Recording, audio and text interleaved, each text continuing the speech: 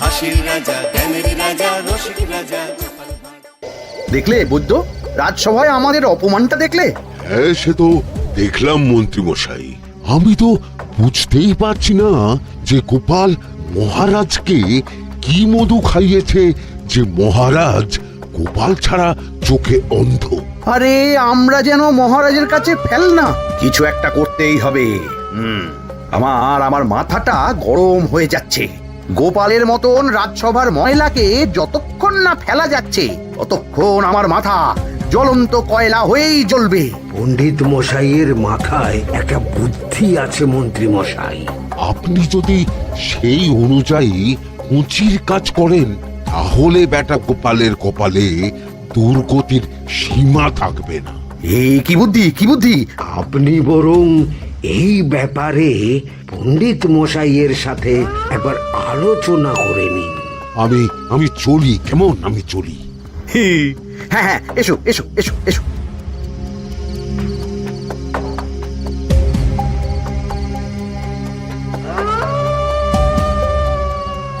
আরে ওই তো আমার বাঁ হাত ঘটা আসছে, বেটাকে দিয়ে একটা কাজ করাতে হবে।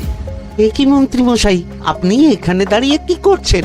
এই একটা গুরুত্বপূর্ণ ব্যাপারে কথা বলছিলাম। একটা কাজ করতে পারবি? কি কাজ করতে হবে বলুন মন্ত্রী মশাই। আমাকে একটু ঠান্ডা জল, পাতিলেবু আর পুদিনার পাতা দিয়ে শরবত বানিয়ে খাওয়াতে পারবি? সেসব আমার ঘরে ব্যবস্থা করাই আছে। চলুন চলুন, আমার সাথে চলুন। হ্যাঁ হ্যাঁ, চল চল চল চল চল।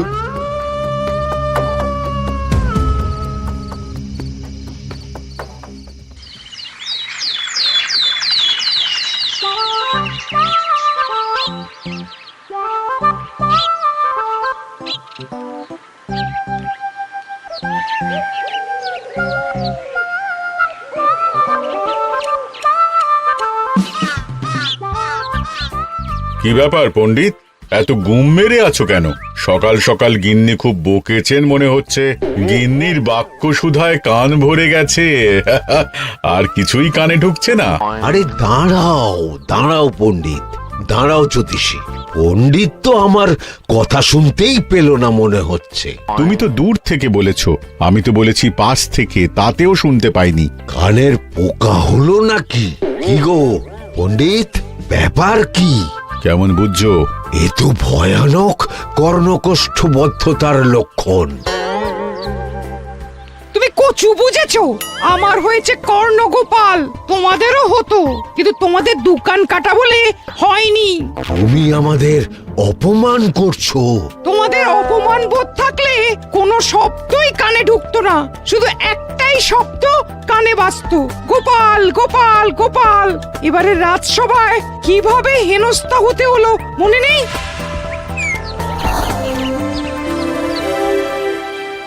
মহারাজ, একটা ভিক্ষা আছে। ভিক্ষার জন্য কৃষ্ণনগরের রাস্তাই সবচেয়ে উপযুক্ত জায়গা গোপাল, তুমি বরং সেখানেই যাও। মন্ত্রী, মন্ত্রী মশাই ঠিকই বলেছেন মহারাজ। যে যার নিজের জায়গা থেকে কথা বলে। কুকুর বলে ভৌ ভৌ, বেড়াল বলে মিউ মিউ, কাক বলে কা কা। মন্ত্রীর ভিক্ষার জায়গা কৃষ্ণনগরের রাস্তা, আর গোপালের ভিক্ষার জায়গা মহারাজ কৃষ্ণচন্দ্রের দুয়ার। বলো কি ভিক্ষা? বাড়িতে পুজো আছে মহারাজ, খরচা অনেক, কিছু ঋণ আবশ্যক। যদি 100 মোহর। ঋণ তোমাকে আমি দিতে পারবো না গোপাল। পুজো উপলক্ষে তোমাকে আমি 100 মোহর দিলাম। মহারাজ, আমিও ঠিক এই কথাটাই বলতে যাচ্ছিলাম। আমরাও তাহলে বাড়িতে পুজো করব। পুজোর জন্য আমাদের অনেক খরচ, তাই যদি... অবশ্যই অবশ্যই, কত ঋণের প্রয়োজন খাজাঞ্চির কাছ থেকে নিয়ে নিও, সুদটা আমি মাফ করে দিলাম। মহারাজ, গোপালকে দান আর আমাদের ঋণ? হ্যাঁ, কারণ তোমরা নিজেরা খাবে, কিন্তু গোপাল অন্যদের খাওয়াবে। গোপালের মতো মানুষের সঙ্গে থাকাই হলো রাজধর্ম। কিন্তু তাছাড়াও তোমরা হলে 80 যাই বেতন পাই দলের লোক। গত 1 বছরে তোমার কোন মন্ত্রণা দেশের কাজে এসেছে? পণ্ডিত কোনো নতুন তত্ত্ব শুনিয়েছে? জ্যোতিষী কোনো অমোঘ ভবিষ্যৎবাণী করেছে? আর বৈদ্য 3 বছর ধরে আমার হাঁটুর ব্যথা সারাতে পারেনি। কিন্তু গোপাল, গোপালের ভাঁড়ে হাস্যরসের কখনো অভাব হয়নি। মনে আছে আছে। কিন্তু করার তো কিছু নেই। আছে। কিছু ভেবেছো নাকি পণ্ডিত? তোমাদের মনে আছে মহারাজ মোহর দেওয়ার পর গোপাল সেদিন বলেছিল, কি গোপাল, খুশি তো? মহারাজ, আপনি আমাকে এক মুঠো ধুলো দিলেও আমি খুশি। সেই ধুলো মুঠোই আমি সোনা মুঠো করে ফেলবো। মনে নেই আবার?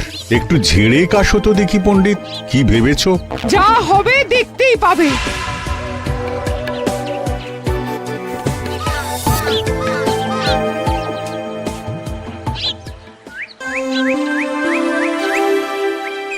মহারাজের জয় হোক, মহারাজের জয় হোক। ওরে বাবা, এই যে সকাল সকাল চান করে ঠান্ডা লেগে গেল মনে হচ্ছে।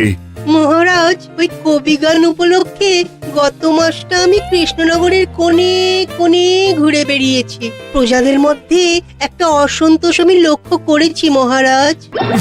অসন্তোষ? আমি তো জানতাম আমার শাসনে প্রজারা সুখে আছে। সুখে তারা ভাসছে মহারাজ, কিন্তু একটাই অসুখ, তারা মহারাজের দর্শন পায় না। তারা মহারাজের পদধূলির জন্য আকুল হয়ে আছে, মহারাজের দর্শন পাওয়ার জন্য চাতকের মতো অপেক্ষা করছে। চিত্রকরকে দিয়ে চিত্র অঙ্কন করিয়ে বিলি করে দিলেই হলো।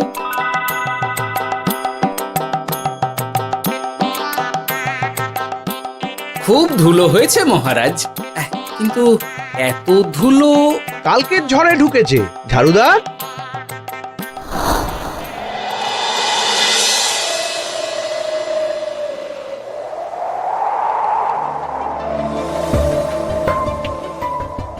এই সুযোগ, রাজসভা ফাঁকা, এমন ঝড় যে পেয়াদারাও বাইরে নেই। কাজটা সেরে ফেল, বুঝলি? কিরে, কাজটা কর।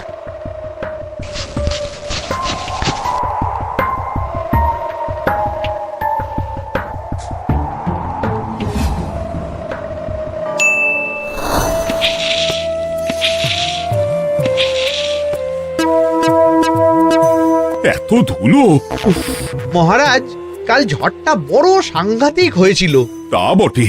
আচ্ছা গোপাল, তুমি বলেছিলে মহারাজ তোমাকে এক মুঠো ধুলো দিলেও সেটা সোনা হয়ে যাবে। এখনো সেই কথাই বলছি। মন থেকে বলেছিলে না মহারাজকে তেল দেবার জন্য? তেল দেওয়ার দায়িত্বটা তো আপনি নিজের কাঁধেই নিয়ে ফেলেছেন। আমি যা বলি সত্যি বলি। আজ যদি এই 4 ঝুড়ি ধুলো মহারাজ তোমাকে উপহার দেন, তখনও একই কথা বলবে? নিশ্চয়ই। মহারাজ, গোপালকে এই 4 ঝুড়ি ধুলো দেওয়ার হুকুম হোক। কি গোপাল, আমি তোমাকে যদি এই ধুলোর ঝুড়িগুলো দিই, তা থেকে সোনা আসবে নাকি? আসবে মহারাজ, মোহরের বস্তা আসবে। যদি না আসে, আপনি বলুন। তোমাকে কৃষ্ণনগর ছেড়ে চলে যেতে হবে। রাজি? আর যদি আমি পারি, তাহলে আপনাকে এই মন্ত্রীর চাকরি ছেড়ে দিতে হবে। কি রাজি? কি মন্ত্রী, রাজি? রাজি। গোপাল? রাজি মহারাজ। আচ্ছা, আর কেউ মন্ত্রীর পক্ষে বাজি ধরেছেন নাকি? হ্যাঁ, আমি আমি আমি ও গোপাল এবার যে মরণ কুয়োতে ঝাঁপিয়েছে, সেখান থেকে আর উঠে আসতে পারবে না। কুলো থেকে মোহরের বস্তা আসবে, এ হচ্ছে গোপালের উন্মাদ রোগের শুরু। দেমাক দেমাক, মহারাজের পিঠ চাপড়ানি পেয়ে পেয়ে গোপাল ভেবেছে যে ও সব কিছু করতে পারে। এবার শুধু সেই দিনটার অপেক্ষা, যেদিন গোপালকে উল্টো গাধায় চড়িয়ে কৃষ্ণনগর থেকে বার করে দেব। এতটা নিশ্চিন্ত হবেন না মন্ত্রীমশাই। গোপাল কিন্তু হালকা কথা ছুঁড়ে দেওয়ার লোক নয়। কি বলতে চাইছো পণ্ডিত? ওই 4 ঝুড়ি ধুলো থেকে মোহরের বস্তা আসবে? না, তা বলছি না। অন্য জায়গা থেকেও তো মোহরের বস্তা আসতে পারে। তার সঙ্গে ধুলো মিলিয়ে দিলেই কেল্লাফতে। গোপালের নিশ্চয়ই কোনো পরিকল্পনা আছে। গোপালের সব পরিকল্পনার গোড়া মেরে রেখে দিয়েছি পণ্ডিত। ঘটা আছে গোপালের পেছনে, আর ঘটা আছে গোপালের বাড়ির পাহারা। লুকিয়ে কিচ্ছু করতে পারবে না। আরে ওই তো বটা আসছে। বেল্লিক, উল্লুক, তোকে আমি জল বিছুটি দেওয়াবো। গোপালকে ছেড়ে চলে এসেছিস কেন? ছেড়ে আসবো কেন মন্ত্রী মশাই? গোপালকে ওর বাড়ির সামনে ছেড়ে এসেছি। ওখানে তো ঘটা আছে। ও বড্ড ঘুরিয়েছে বেটা। কোথায় কোথায় গিয়েছিল গোপাল? 4 ঝুড়ি ধুলো নিয়ে বেটা বাড়ির উল্টো দিকে হাঁটা দিল। চললাম পিছু পিছু। যাচ্ছিল কোন দিকে? নদীর দিকে। কিন্তু গোপাল দাঁড়ালো যদুর বাড়ির সামনে। এই যদু হলো সেই লোক যে লোকজনের বাড়িঘর কেনা বেচা করে আর লোক ঠকায়। আগে রাজধানীতে থাকতো। বেটা রাজধানী থেকে এই কৃষ্ণনগরে পালিয়ে এসেছে, এখানেও লোক ঠকাচ্ছে। কিন্তু বেটা এত চালাক যে কিছুতেই ধরা যাচ্ছে না। এইরকম লোককে ধরাচ্ছে হাতে রাখা ভালো নয় কি মন্ত্রী মশাই? সে তো জানি, কিন্তু ওর ওপর মহারাজের কড়া নজর আছে। এখন ওর সঙ্গে সম্পর্ক রাখা খুব ঝুঁকি। যাই হোক, তারপর? হ্যাঁ তারপর যদু, যদু রে, গোপাল খুড়ো, আরে তুমি এখানে কি করছো? দেখতেই তো পাচ্ছিস ধুলো, তবে যে সে ধুলো নয়, মহারাজ কৃষ্ণচন্দ্রের পদধূলি। শুনিসনি বোধহয় এখন কৃষ্ণনগরে সবচেয়ে বেশি চাহিদা মহারাজের পদরেণু।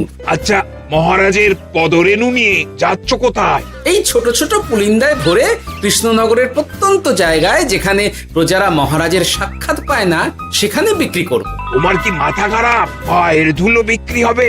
ওরে, গতবারে মাত্র 1 ঝুড়ি ধুলো 1000 মোহরে বিক্রি করেছিলাম, এবারে 4 ঝুড়ি।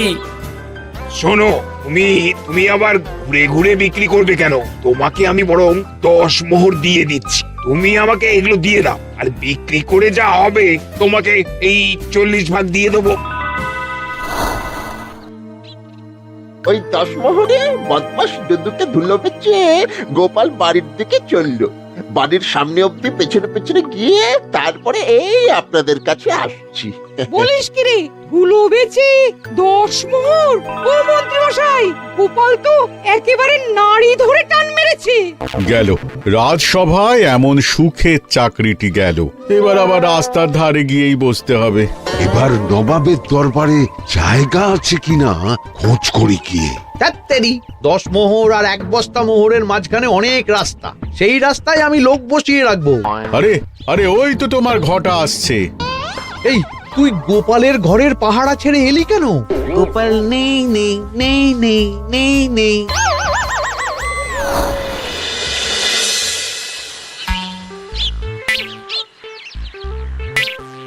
আরে, ভয় পেলি নাকি?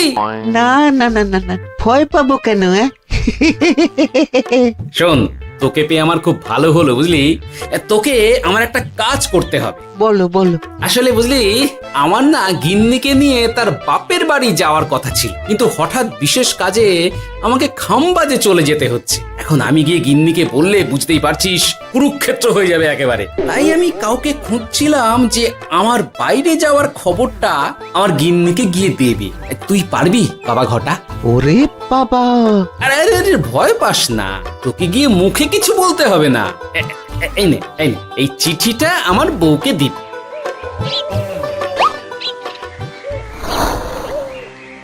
কৃষ্ণনগর ছেড়ে চুপি চুপি চলে যাচ্ছি, চালাকিটা দেখেছেন? ওসব চালাকি আমি তুড়ি মেরে উড়িয়ে দেব। কি করবেন? চারিদিকে আমি অশ্বারোহী গুপ্তচর পাঠাচ্ছি, গোপালকে কোনো চালাকি করতে দেব না।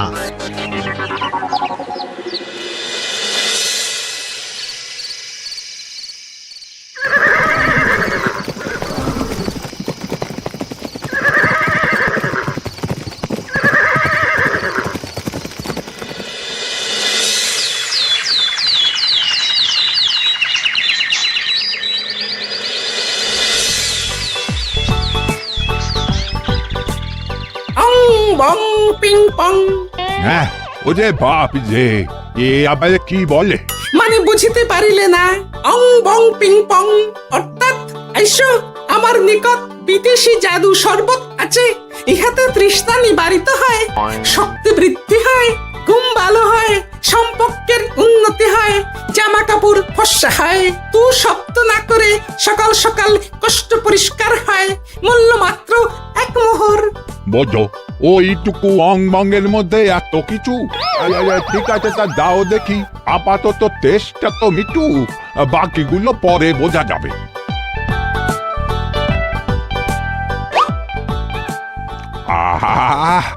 বড় ভালো খেতে তো ঠং ঠং অর্থাৎ শক্তি বৃদ্ধি হলো। হ্যাঁ, মনে হচ্ছে গায়ে যেন দুগুণ বল পাচ্ছি। কি হয়েছে ভাই? এ কে? এ ভিন দেশ থেকে জাদু শরবত নিয়ে এসেছে গো। জাদু শরবত ভিন দেশ? একেবারে বহু ভুজা শরবত। খেলে তেষ্টা যাবে, গায়ে জোর হবে, ঘুম হবে, সম্পর্ক ভালো হবে, জামা কাপড় ফর্সা হবে, সকালে হ্রাস করে পেটও পরিষ্কার হবে। সে কি? দাও গো ভাই, আমাকেও দাও। গুড় জল, সঙ্গে একটু ভাজা মশলা, আমচুর আর বিট নুন, শুদ্ধ দেশি জিনিস। জানলে কেউ ছুঁয়েও দেখতো না, কিন্তু একটু বিদেশি গন্ধ দিতেই একেবারে হট্ট মেলা। আরে তোমরাও এসেছো দেখছি। সং সং শঙ্কা, লং লং লঙ্কা। মানে অর্থাৎ এই শরবত খেলে আর শঙ্কা নাই, বুদ্ধি লঙ্কার মতন ঝাল হয়ে যাবে। তারপর ডং ডং ডঙ্কা, টং টং টঙ্কা, ফাইন ফাইন, অর্থাৎ টাকা আসবে আমার কাছে।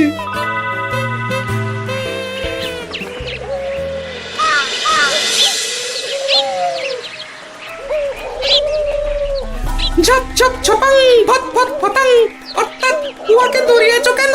বেটা জোচ্চোর অনেককে ঠকিয়েছে। অনেক দিন থেকে তককে তককে ছিলাম। এবার এই ধুলো নিয়ে মহারাজের পায়ের ধুলো বলে বিক্রি করছিল। একটা বেনামি চিঠিতে খবর পেয়ে বেটাকে ধরেছি। ব্যাং ব্যাং বিগ ব্যাং, অর্থাৎ বাহ বাহ বাহ বাহ। বেনামি চিঠিটা আমি দিয়েছিলাম বাবু। বাবা যদু, তুমি সেই রাজধানী থেকে কৃষ্ণনগর অবধি মানুষকে অনেক খোল খাইয়েছো। তুমি এতদিন ঘুঘু দেখে এসেছিলে বাবা, এবার গোপাল নামক ফাঁদটা দেখলে। কতবার বলবো, এইসব ধুলো আমি গোপালের কাছ থেকে কিনেছি। যা বলার ওই বিচারের সময় মহারাজকে বলবি। চল চল চল চল চল।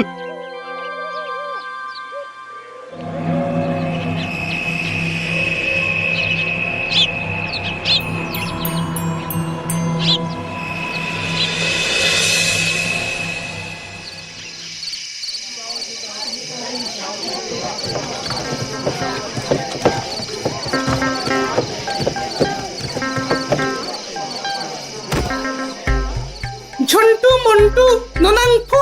নাও ঠেলা। সাহেব বলে কি ফু দিয়ে দিতে হবে? কি বলছো সাহেব? বুঝতে পারছি না, কোথায় ফু দেব? ঝন্টু মন্টু ননাঙ্কু, অর্থাৎ লবণ আছে? আছে আছে সাহেব আছে।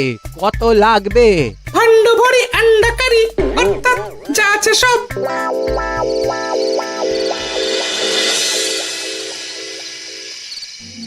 ব্যাস, মোটামুটি আশেপাশে সব দোকানের নুন এখন আমার জিম্মায়। এবার আসল মজা শুরু হবে।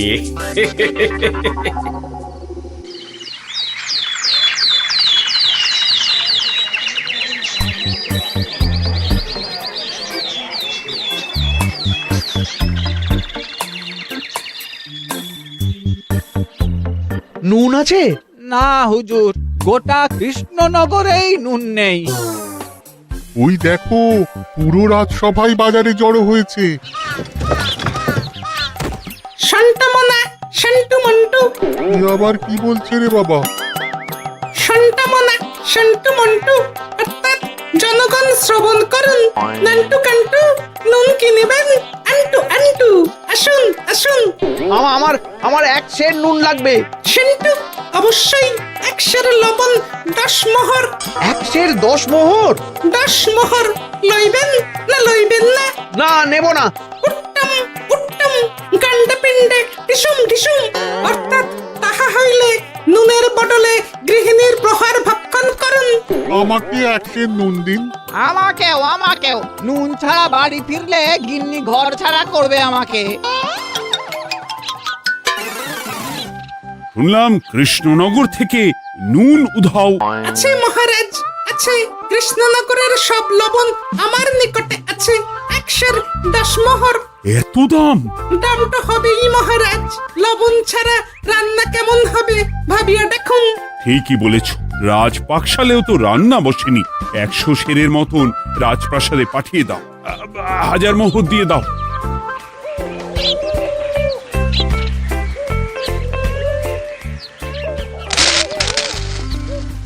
ব্যাস 1 বস্তা মোহর হয়ে গেছে। গোপাল, হ্যাঁ মহারাজ, গোপাল, যে 4 ঝুড়ি ধুলো থেকে 1 বস্তা মোহর রোজগার করেছে। ইয়া বাত! চলো রাজসভায়, পুরো গল্পটা শুনতে হবে। সকলেই এসো তাহলে রাজসভায়। কিন্তু মহারাজ, যারা বাজি হারলো তাদের তো চাকরি গেছে, তো তারা রাজসভায় যাবে কি করে? ঠিক ঠিক ঠিক বলেছ। আর যারা বাজি হারলো তারা বাদ, বাকিরা চলো। এই সেরেছে, গোপাল তো আবার বাজি মেরে দিল। ও মহারাজ, আমাদের দেখুন। ও মহারাজ, আমাদের দেখুন। ও মহারাজ।